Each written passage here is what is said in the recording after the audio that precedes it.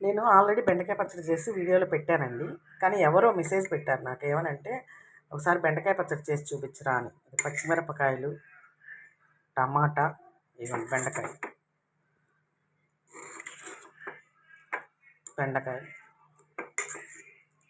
పచ్చడి చేస్తాను సూపర్‌గా. ఇదిగోండి వెల్లుల్లిపాయలు, జీలకర్ర, ఉప్పు వేసాను. ఇప్పుడు దీన్ని మిక్సీలో పడతాను. రోట్లైనా వేసుకోవచ్చు. ఒకటి పచ్చిమిరపకాయలు కారంగా ఉన్నాయి అయితేనే బాగుంటుందండి. కారం లేకపోతే అసలు బాగోదు పచ్చడి. కారంగా ఉన్నాయి చూసి తెచ్చుకోండి మీరు. కారం లేనివి కూడా వస్తున్నాయి కదా.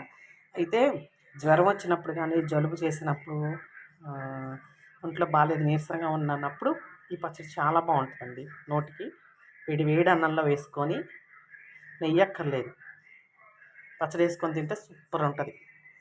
ఇదిగోండి పచ్చడి మిక్సీలో వేసాను. ఇదిగో పచ్చడి వేడి వేడి అన్నంలో వేసుకొని తినండి, చాలా బాగుంటుందండి. సూపర్ ఉంటుంది అసలు. అంటే ఏ పచ్చడికి ఆ పచ్చడి టేస్టే ఉంటుంది. కాకపోతే ఈ బెండకాయ పచ్చడి అనేది మనకి ఒంట్లో బాగున్నప్పుడు తింటే చాలా బాగుంటుందండి. ట్రై చేసి చూడండి. నా వీడియోలకు లైక్ చేస్తున్న వాళ్ళకి చాలా థ్యాంక్స్ అండి. Thank you very much.